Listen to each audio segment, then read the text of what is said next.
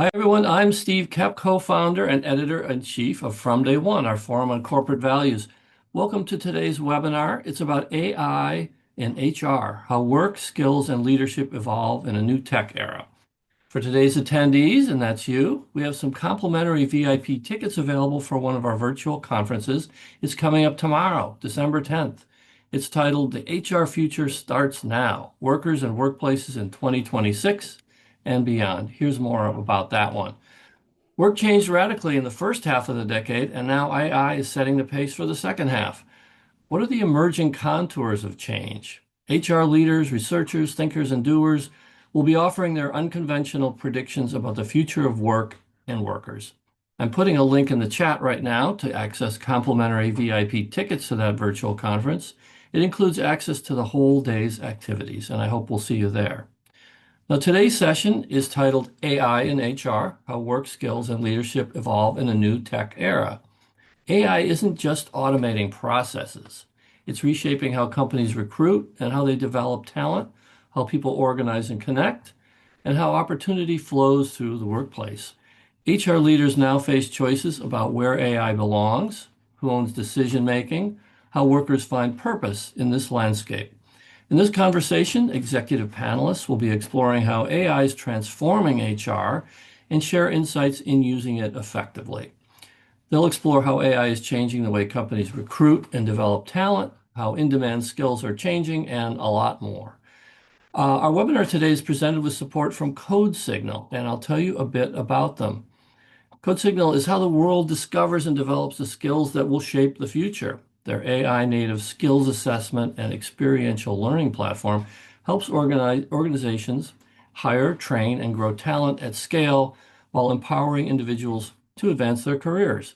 Whether you're growing your team's potential or unlocking your own, CodeSignal meets you where you are and gets you where you need to go. With millions of skills assessments completed, CodeSignal is trusted by companies like Netflix, Capital One, Meta, and Dropbox, and used by learners worldwide. Now, just a few quick logistical items, and we'll get started.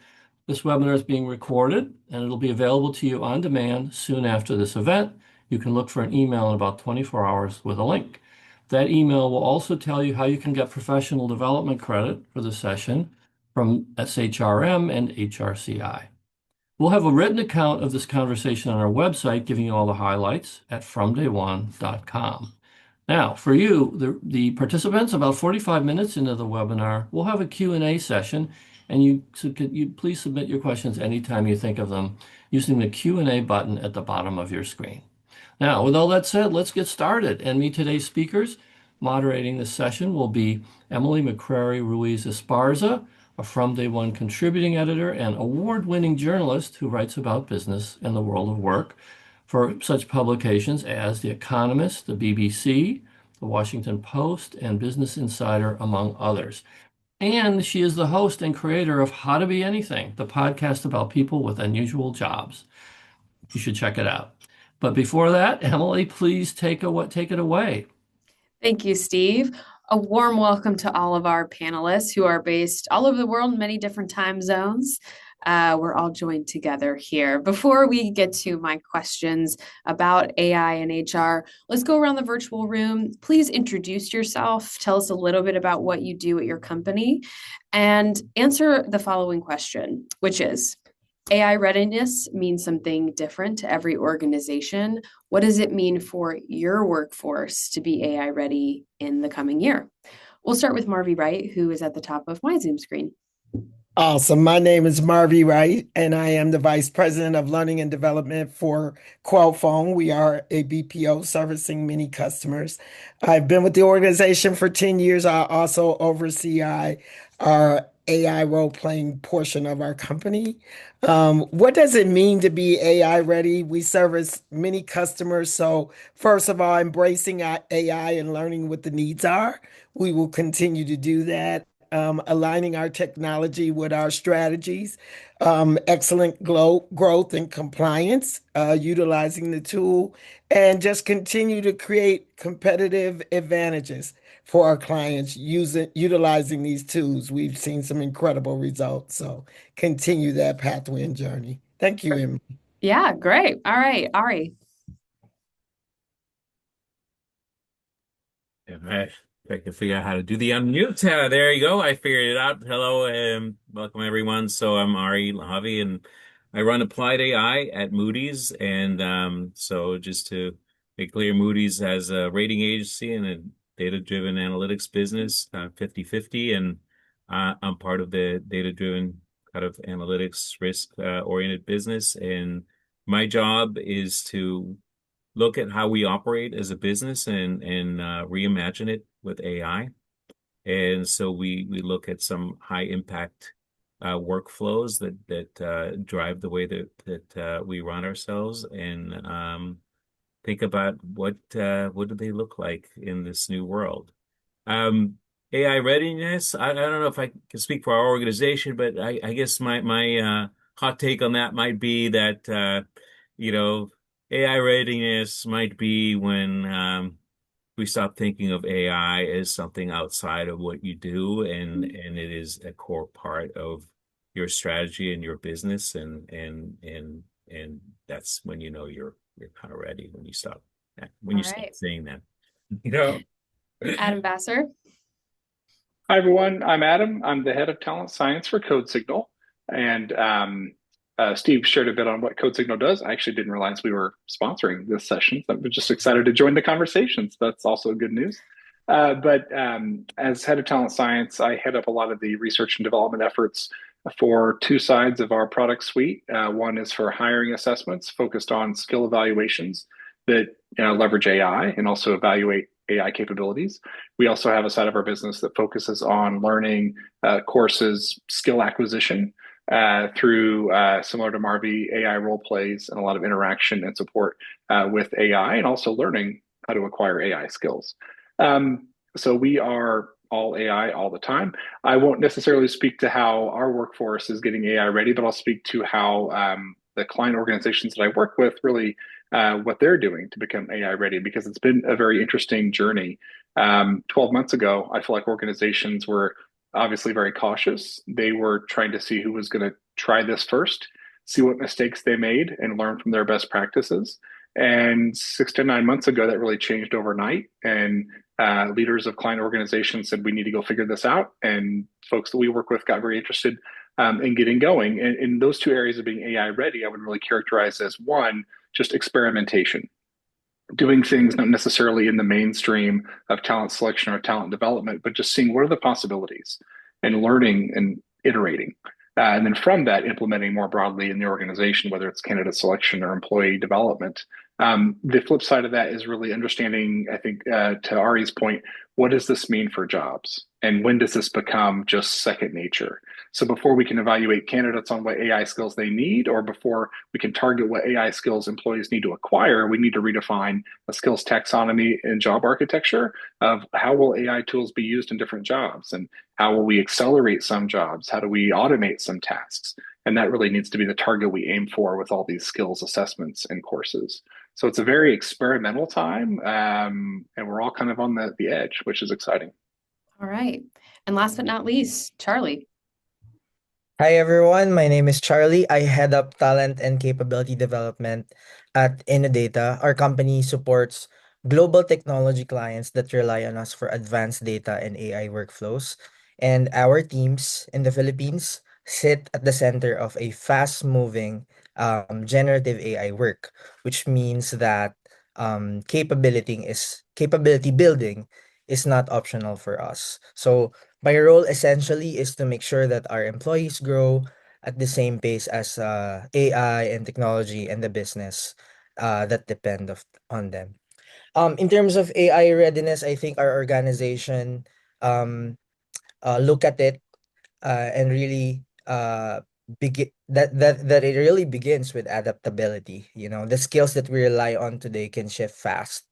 So our people need that confidence and that boost to adjust without feeling lost. So I think AI readiness for us is about upskilling and helping employees understand how to work with AI and how to make good decisions when the output from AI also doesn't look right. So and in terms of our what we do in HR, we take a technology first approach to skilling. So we expose people, I think Adam has spoken about it. We expose people to the tools and the workflows that shape our future work. So they feel like they are catching up with the pace of technology. So that's the kind of workforce that we want for 2026, especially here in Innodata Philippines. Happy to be here. Thank you so much. All right, we've got a range of goals, responsibilities, and targets for the next year. Okay, let's start here. You've all sort of mentioned some of the types of skills you want your team to have. Some of it depends on what your clients need, of course. I'm curious to know, what are the AI related skills, very specifically, that companies are trying to acquire now, preparing for in the future? Adam, you mentioned working with clients. What kind of skills are companies wanting to evaluate for? And I would say, especially in roles that aren't traditionally tech roles. So we think of software engineers. That's something that I know is being used to test. AI is being used to test quite a bit. Let's eliminate them for now. What else are people getting evaluated on? Most definitely. And that's how we think about it as well at Code Signal, where we have these multiple tracks. You have data scientists, machine learning experts, you have individuals that are, have advanced degrees, but we also need to think about just everyone, Gen AI for everyone. And to your question, what are the core skills we need to think about acquiring, being adaptable, as Charlie said, and eventually evaluating to see if people have those and helping people go through learning experiences to acquire them. We've really broken it into a taxonomy of three areas. It starts with Gen AI capability awareness. Are you aware of what these tools can help you do? Are you aware of the different tools and use cases at your disposal? We're seeing we talk about automation versus acceleration. These tools allow you to accelerate the speed and volume of work that you can do if you know how to use them. So just helping people start with that foundational element of understanding what is even possible with these tools. The other part, just more specifically, is about Gen AI proficiency and use. How do you be most proficient with your prompts and the way you structure your prompts to be most efficient and productive in the work you would do using an AI tool? And what are some common use cases where you should implement them for your specific type of role? That's different for someone in finance versus someone in sales versus someone in HR. So even getting down to kind of functional role specific applications and common use cases is an important part of what we're doing around evaluation and education. The last part is knowledge of Gen AI limitations. And this becomes more of a moving target because what was a limitation 6 months ago around image generation, for example, is now a capability of many LLMs out there. But just helping people understand who are very new to it, this isn't just push a button and have it do your job for you. There are specific subtasks you can delegate. There's important context you need to create in using the tools so that the full understanding is put into the task and the process, and the output is what you want.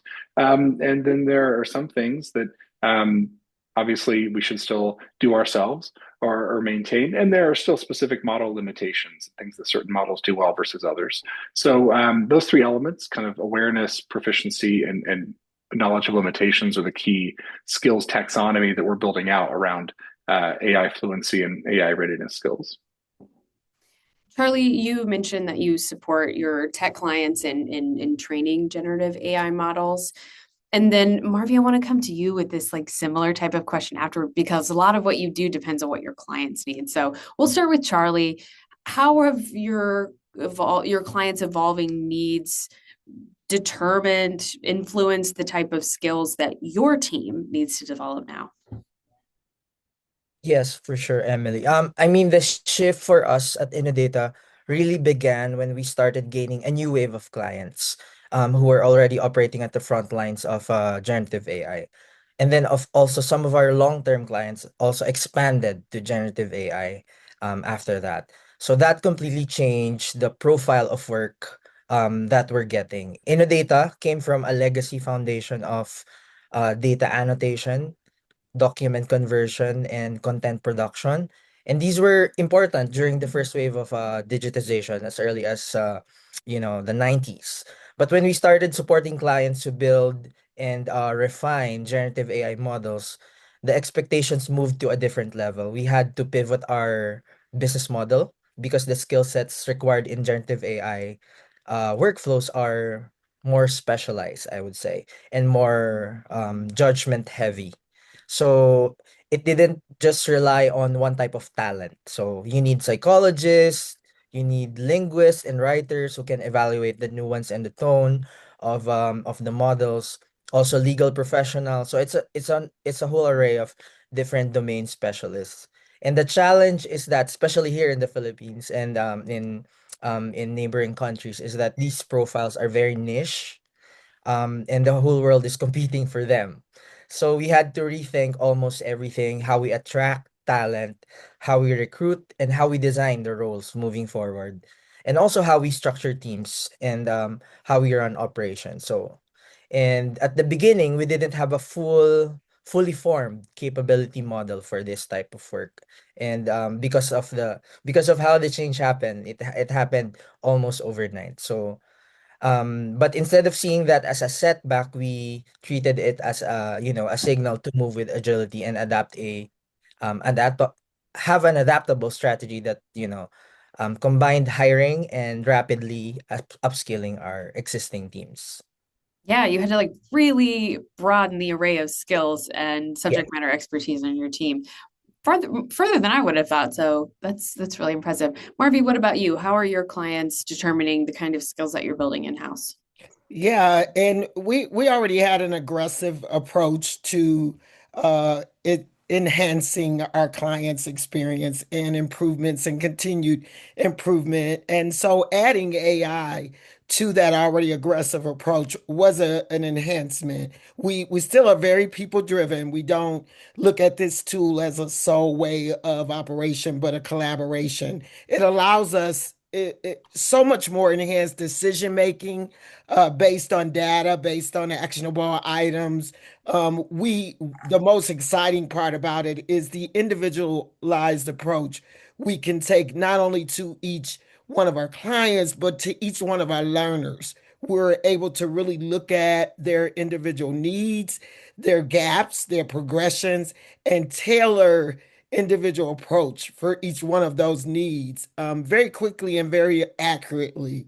So we're much more advanced in this and much more aggressive, and we are seeing the results in a lot more rapid pace.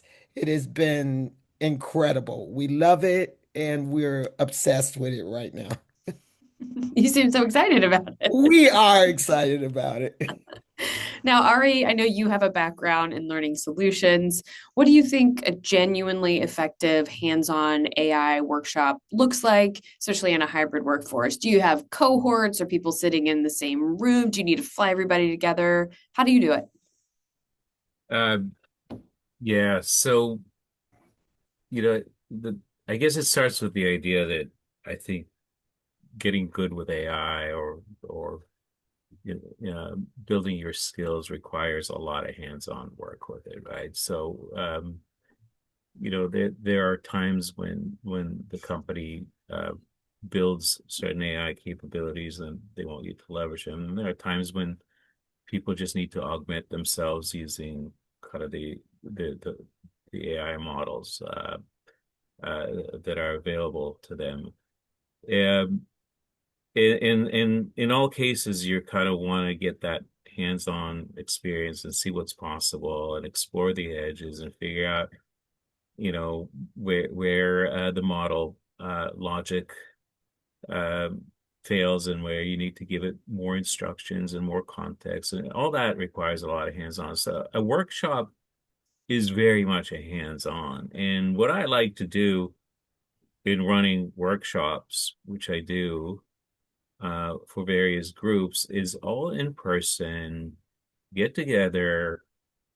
I really like the idea of just like because it's like, just leveraging what's beautiful about AI, which is like you can go from zero to something, to a prototype, to a great outcome. And so what does it mean from zero? I mean, you're looking at the group, and you're looking at what they do and what they're trying to accomplish, and the types of problems they're trying to solve. and you're starting to brainstorm with AI, and you're showing them, and you're letting people explore different ways of solving. You land on a concept, and then you go into like, well, how do we instantiate it? How do we actually make it something that is a tool that we can use on a regular basis? And that's when you kind of start showing them how you might vibe code it and build something. And obviously, with engineers, you expect them to do a lot more than that, but just kind of the average population, they can just build their own little tools to augment themselves and make themselves more effective. And in my mind, I always have something that I've already kind of ready to show, so it's not completely unstructured, but I like to see how different people come up with different ideas. You walk around, you help them when they struggle, and typically you end up with some great ideas, and everybody builds something and they get very proud, and the whole element of fear and the unknown just dissipates. And you hope that at that point they can venture into some new ways of operating themselves. And I think it does require some follow-up and some additional guidance, and we do that as well.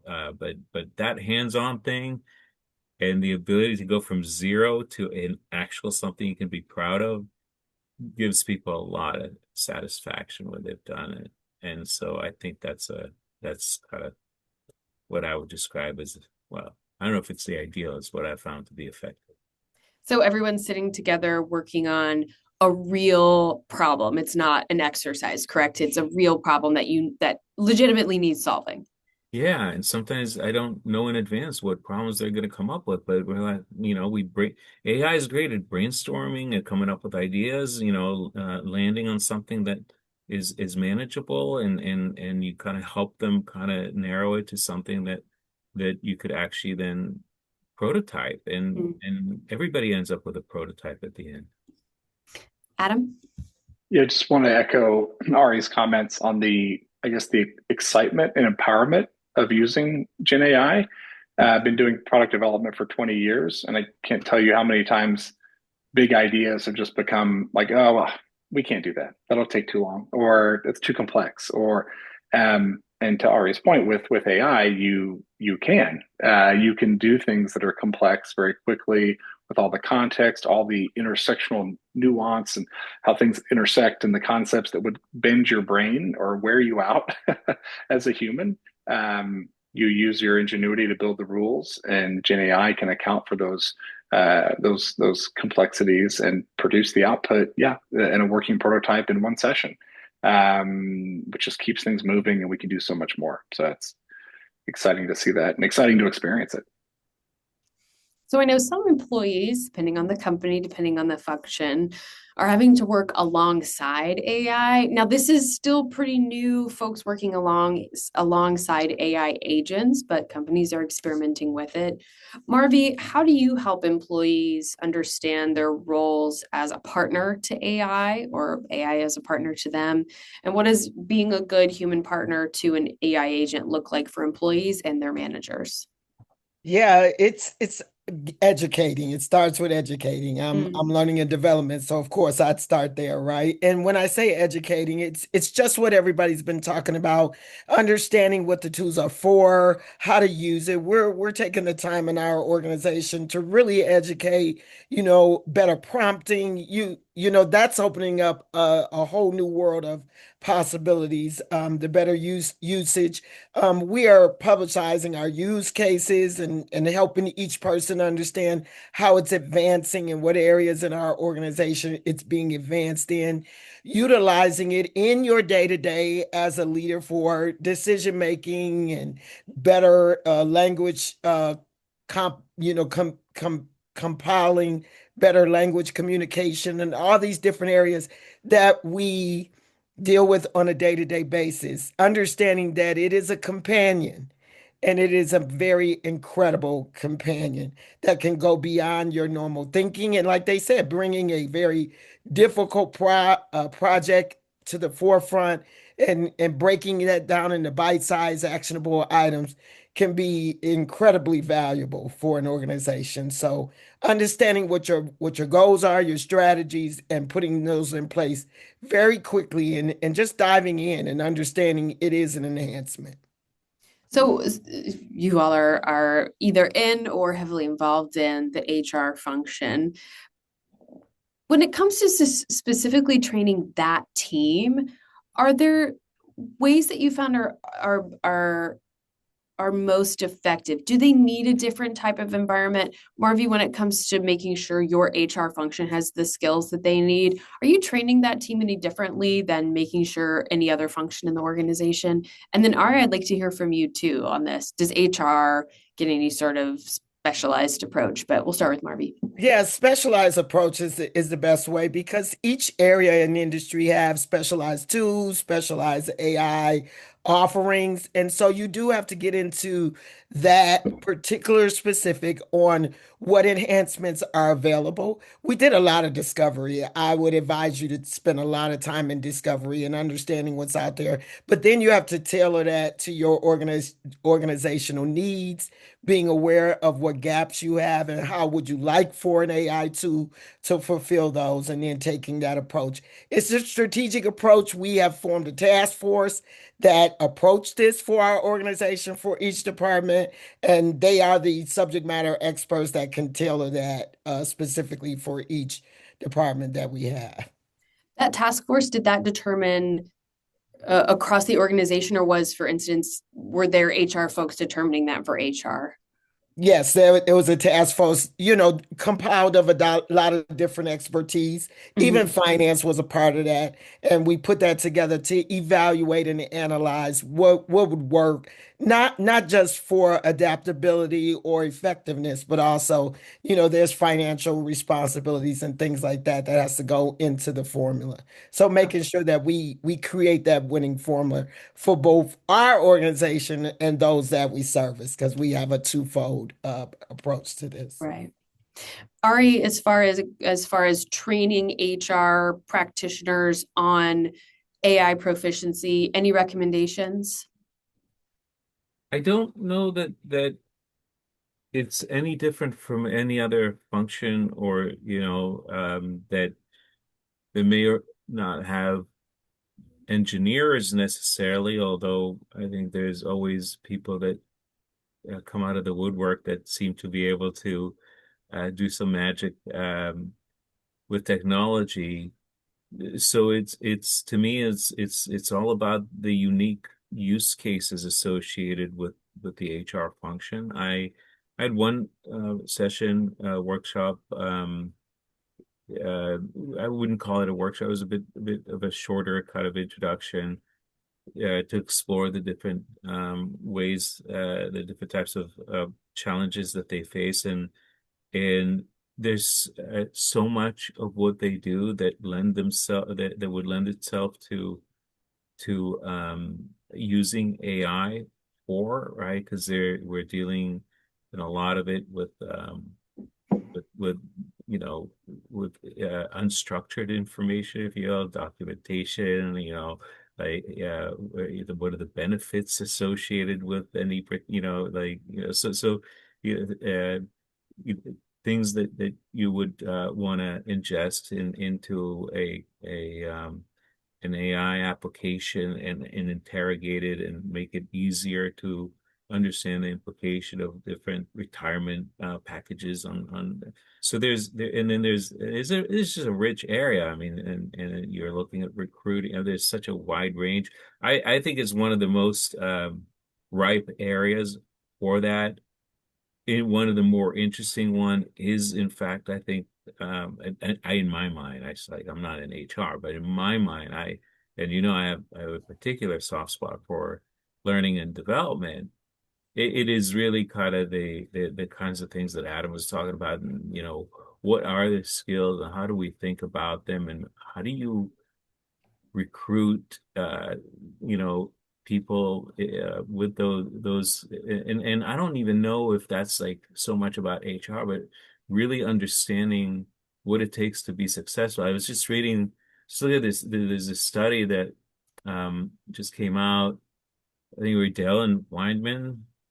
I don't know if where they were talking about the fact that people that are really good problem solvers um, are not necessarily, in fact, there's zero correlation between that skill of being a great problem solver and being able to leverage yourself, augment yourself with AI. And they tie that disconnect to the idea of theory of the mind. Can you actually um, have that kind of what I might call machine empathy and understanding of kind of what it is that you need to instruct the machine that it wouldn't necessarily know um, and being able to give it very clear instructions that sometimes you take for granted that people would just fill in the blanks and figure it out. And what is that skill that makes somebody good at that? And how do you nurture that? I mean, so there's so many interesting, fascinating topics with respect to HR. I think probably one of the most important areas in helping organizations get to the next to that readiness stage, if you will. Sure. Okay, so I know Charlie, you have a pretty large undertaking right now that you're working on, developing an internal skills marketplace where employees can rotate across projects. Tell us about that work that you're doing. What does it take to build and maintain that kind of skills profile? How are you going to use it once it's up and running? Tell us about that, what you're doing. Yeah. We're 8 months, just 8 months into piloting our internal skills marketplace. And what we learned early is that this only works when, yeah, I think Adam mentioned it earlier, skills architecture.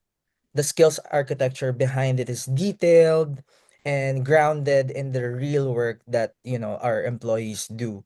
And what's good is that these profiles or these skills profiles, they sit inside our learning experience platform. So every employee builds a dynamic talent profile tied to the skills that they learn and also the projects that they complete.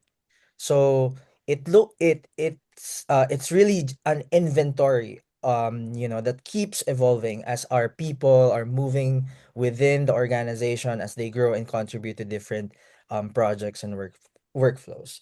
To the second part of your question, to make that possible, I think um the foundation is really clarity. You need the skills taxonomy that reflects the work that your organization actually does. So for us, it's about covering our legacy operations on content production and data annotation, and now it's for generative AI workflows and also emerging roles. So you need that very clear-cut definitions of job roles so that managers and the employees and also the system speak the same language. Of course, you need data. We capture different learning signals. What are the learning behavior of a certain employee that is assigned to a certain project? So, um, and then of course we have the manager assessments as well of our employees, and then of course project outcomes that they deliver. So those are the signals that help validate whether a skill in the marketplace is demonstrated or fully applied. So we also built two types of workflows that makes this marketplace real for both employees and managers. Firstly, employees can update their talent profiles. They can also explore the roles that are mapped to them. So, for example, I'm a data analyst. There are other roles that are mapped to my current data analyst role, for example, data analyst manager, and then another movement to another department. They can also see their skill gaps and start recommended journeys or learning journeys that prepare them for other future opportunities. And then on the manager side, we created a discovery workflow that allows them to search for talent based on skills, based on readiness, based on project history, and also based on learning completion. So these allow this workflow allows the managers to identify candidates, start career conversations, and support potential moves. So and our leaders really like it because it has that level of transparency that everyone needs in terms of finding talent and career development. So the goal is to match the incoming opportunity with the capability that we have built in-house in a structured but also kind of a flexible way. So yeah. Mm. So again, we're still 8 months into in after piloting that. There are still a lot of iterations needed, and of course, the real heavy lifting is with the governance of it. So if the architecture that it is built on gets outdated, so it can have other repercussions. So we treat our internal skills marketplace like a living system now, where we refine the skills depending on the shifts that we take in terms of our business direction and our client needs, and of course as technologies accelerate and as new internal capabilities emerge. So right now we're seeing new, although it's very niche still in the Philippines, as you can imagine, because but we're seeing a huge uptake of data scientists here in our workflows. So it's collaborative with the different units of our business, and also iterative, and it requires HR, L&D, operations, and the business working together. Mm. I want to remind our audience that in about 10 minutes or so, we'll be taking questions for our panelists. So if you have any, please put them in the Q&A box at the bottom of your Zoom screen. We'll get to as many of those as we can in the remaining time. Adam, Ari, I saw you were unmuted. Did you want to jump in on what Charlie was saying? I was more thinking that it'd be great to hear. It's I don't want to disrupt your flow, but how the panel is thinking about, not so much the skills and the upskilling of people, but the shifting in roles completely, and the collapse of different functions, and I see product management evolving into product building, and there's this melding of engineering and product, and it's almost like job descriptions in some cases need to be completely redefined, and roles redefined. Organizational structures might shift because of the changes that we're seeing, and I'd be curious how that kind of manifests itself, I'm but I don't want to hijack the meeting. I'm just No, I think that's a good question. I'll open that up to the group. Anybody noticing or actively changing role structures, collapsing some roles into others, maybe watching your clients do this? Adam? Yeah, absolutely. This is something we've been talking to clients about for a while, and it's really happening now. They're switching from a job-based architecture into a skills-based talent architecture, where the skills taxonomy, it's really what Charlie was describing, right? It's the skills taxonomy that drives everything, and you take those skills and just combine them in different ways, and allows it to be a more agile model. Ari, I think to your point, as jobs change or go away or whatever the case may be, just to recombine those skills into different combinations. So it just becomes um, those skills profiles, for example, rather than job descriptions or traditional organizational hierarchies. And as I've done some kind of executive level workshops recently, some of the most exciting outcomes of the possibility of this is really around moving away from, Charlie, part of what you're doing is outlining like a future path for employees. Well, in the past, the only future path was to become the team leader, maybe to become the director of the department, and the math just doesn't work, right? So more people lose than win. And you lose a lot of people out of your organization. But if you can create new roles, new combinations of skills, these lateral moves, especially with all these new capabilities around AI tools, I think you can retain more people. You can build meaningful journeys for them that don't have to go upward in a traditional way. And that skills based taxonomy just being more nimble for a future that we're still trying to figure out.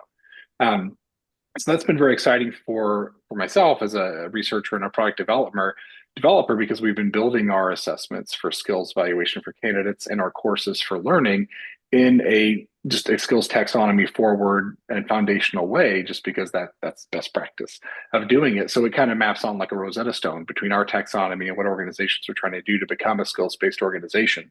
I think some have run into challenges around trying to focus on like self-certification of skills attainment or capability. So that's where I love a lot of the things we do around simulation. It sounds like some of the things Marvi does around AI role plays to say, let's do it to get better at it, and let's do it to demonstrate you had the capability. It's the thing IO psychologists have done for decades, but it requires human role players, human evaluators, assessors, report writers. But now AI can be the role player, the grader, the report writer, if we had them follow the right rules with a human in the loop to design those things, but then AI to scale them. So that's where I'm really excited about, just all the capabilities to scale that best practice, but give people a path that works in a skills-based economy. Marvi, Charlie, any observations you would make? Oh, Ari, keep I going. was just going to ask a quick follow-up, just because I'm seeing a lot of talk about the T kind of thing where AI is pushing people to expand the breadth across multiple areas and then kind of go deep, and then kind of that helicopter thing is becoming more and more important. I mean, again, I'm just asking the panel. It's related to my previous question, but if you're seeing that as kind of a big emphasis as well.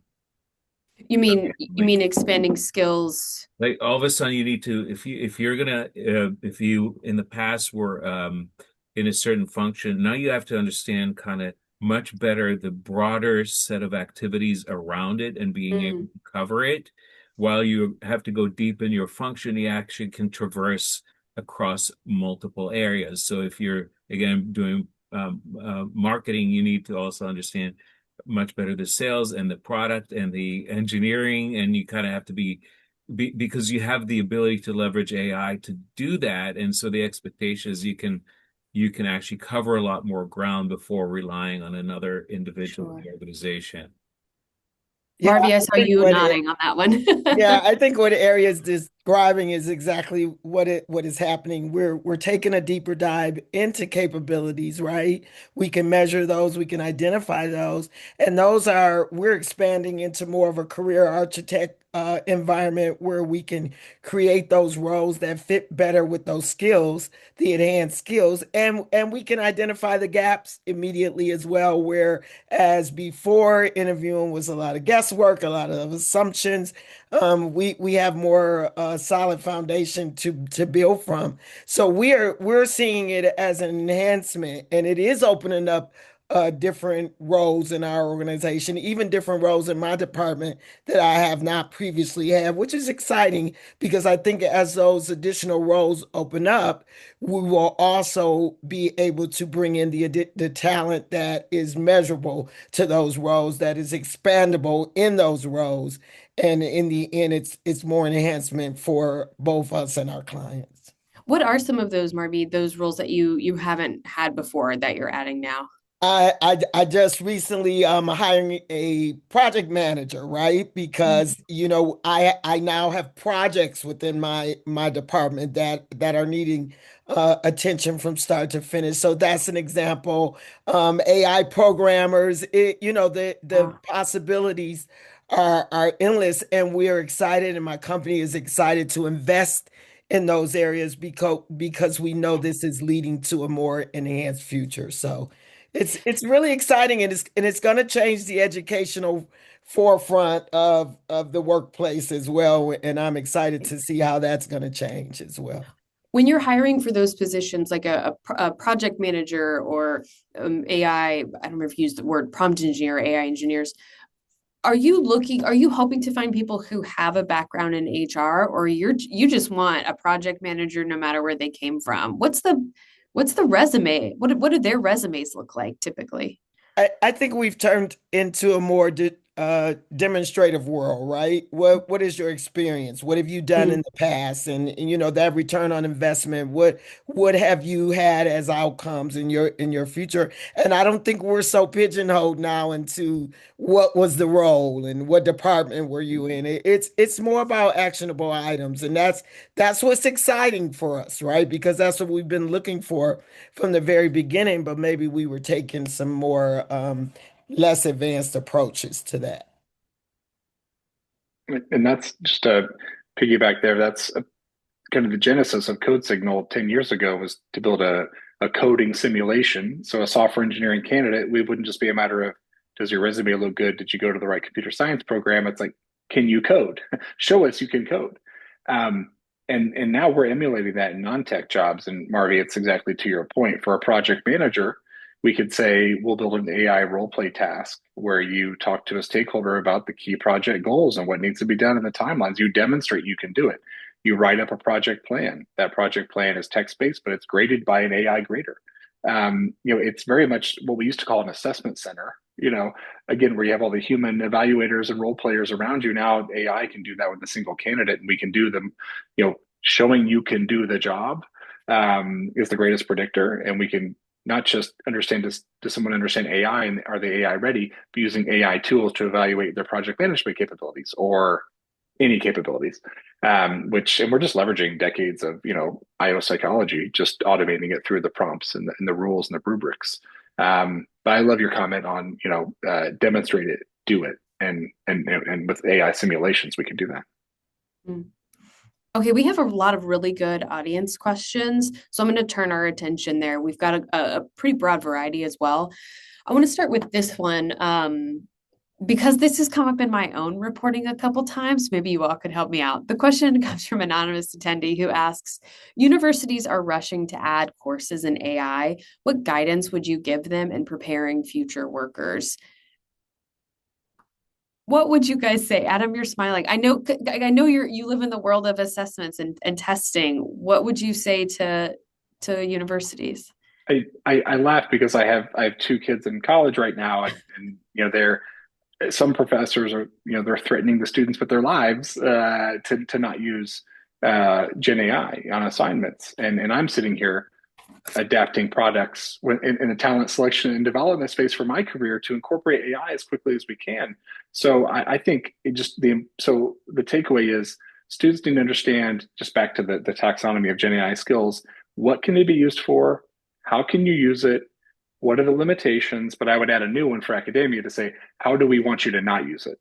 Yeah. Right now, I feel like there's a lot of don't use it, but I'm thinking that just don't use it for this, but use it for that. I think that balanced instruction would be helpful because telling them not to use it is not doing them any favors given how the world is changing.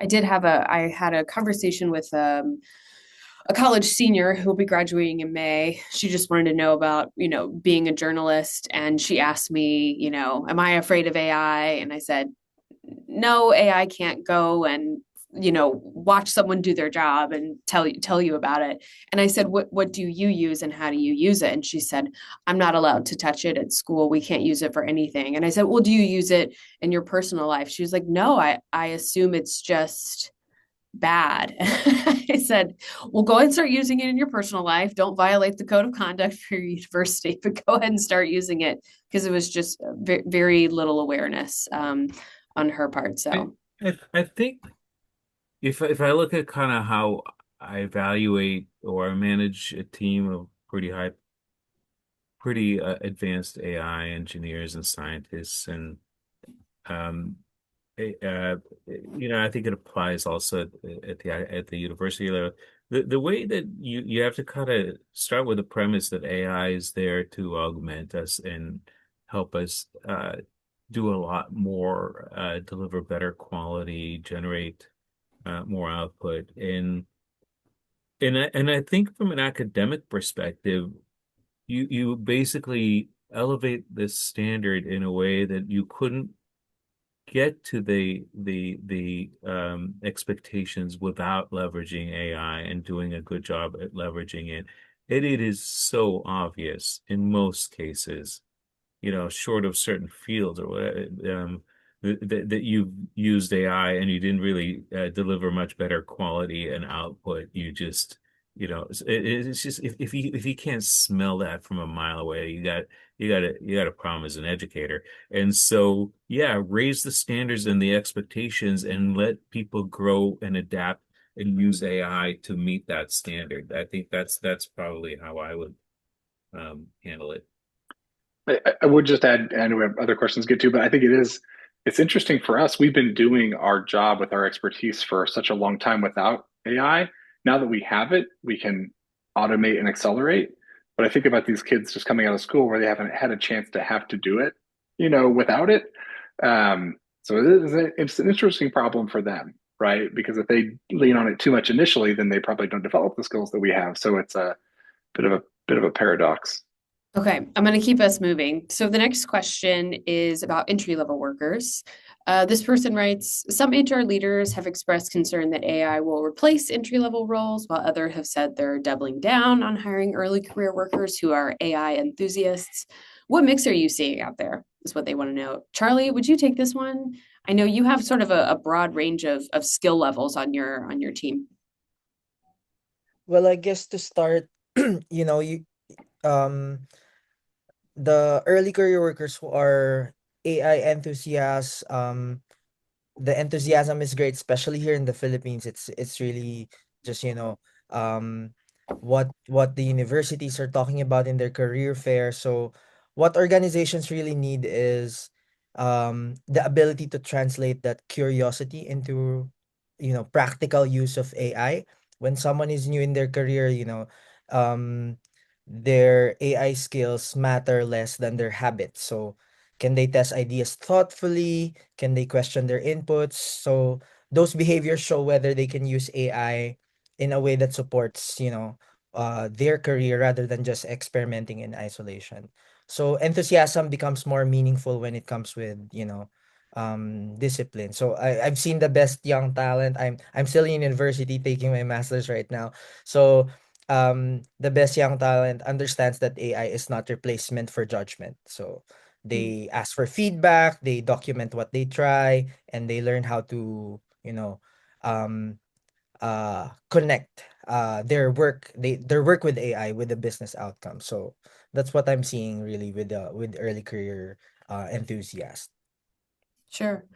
Marvy, anything that you're seeing in terms of, you know, are, is Yeah. AI erasing all the entry level roles? I'll spoil it for everybody. No, it's not, but I like to hear No, it's not. And we used to say you need to commit to be a lifelong learner, right? And that's even more true now.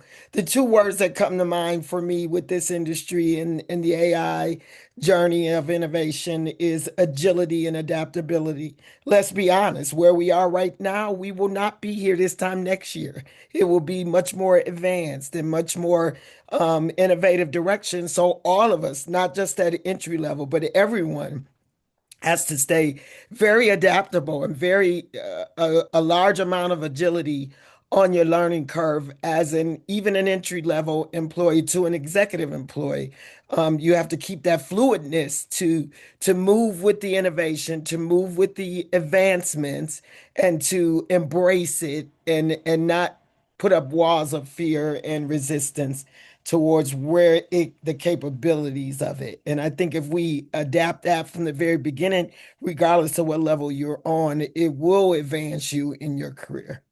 I can I just it feels a little bit um like there's some reality here that we should acknowledge, right? I mean, like the people early in their careers, their jobs tend to be associated more with Mhm. tasks that can be automated or subsumed by AI. And there is definitely, in my mind, a risk that companies would be short-sighted and instead of replenishing that kind of talent pool would forego the task-based skills that they need to teach those people earlier in their career, and there'll be fewer opportunities. I think that is a risk, and I think that it's partly short-sighted.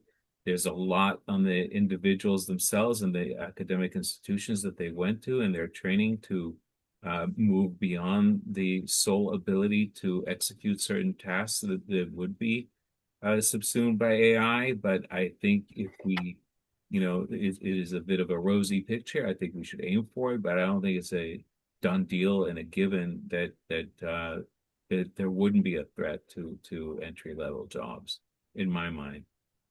Oh, and I mean, there are some companies that are actively saying we're not replacing some of our entry level talent that graduates. That's absolutely happening, Ari.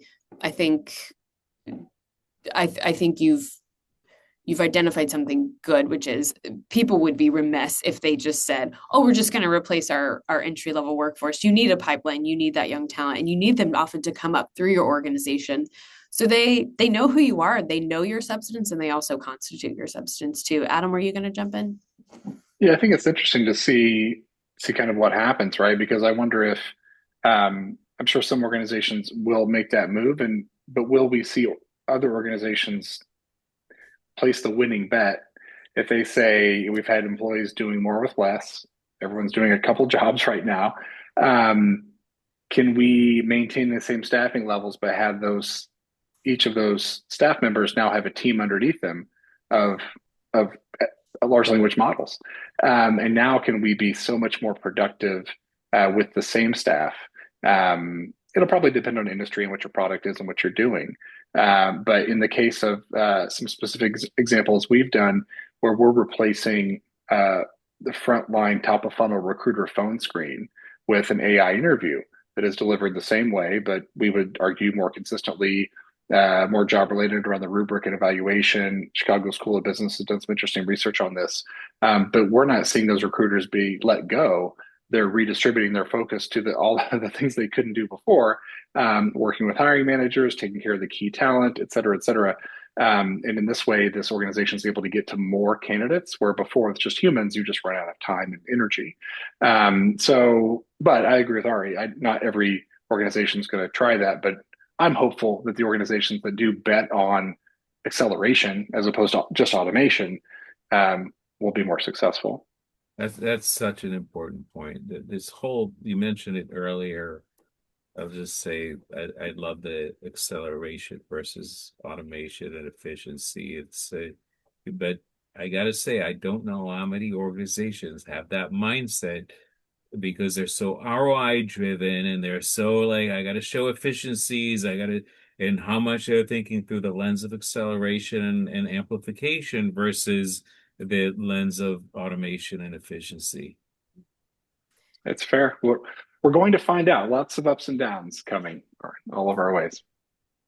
Okay, your next question. This is going to be rapid fire. We're going to go around the room. I'd like to hear from everybody just very briefly. The question is this: what competencies will differentiate high-performing HR organizations in an AI world? Charlie, we're going to start with you. Having that people product mindset. I love how succinct you are. Great. Sorry. No, that's even better. Usually people don't Yeah. follow the assignment, so thank you. Adam, you're next. I would say proof. Doing the hard research to show proof that the things we're doing around AI leads to better talent decisions, savings in time, better compliance. Like what we don't see yet are case studies. Let's show proof of impact of using these tools in an HR setting for talent initiatives. What works, what doesn't, and where we should put most of our efforts. So I would say data and proof. Great. Marvi? I would say strategic innovation planning, right? So you really remaining strategic on the subject. We just talked about that balance between talent and AI, and really keeping your eyes in an advanced mode on planning and uh, identifying the direction that works best for your organization. It's not a one size fit all. It's all going to be tailored, and making sure you have keep your eyes and your ears on the pulse of that, so that the heart of your organization does not get diminished in any way with the AI advancements or innovation. And Ari? I would say that that HR teams need to get really, really good at AI themselves.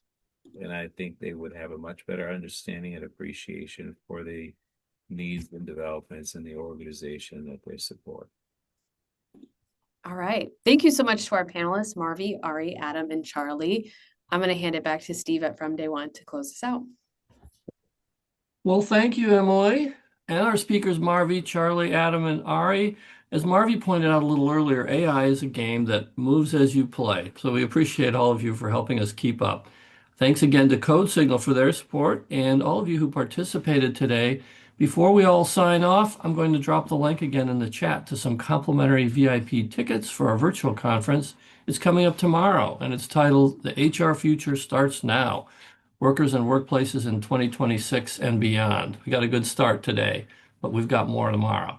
So there's the link. Hope you can be there. On behalf of all my colleagues at From Day One, thanks for participating and stay well. Bye for now.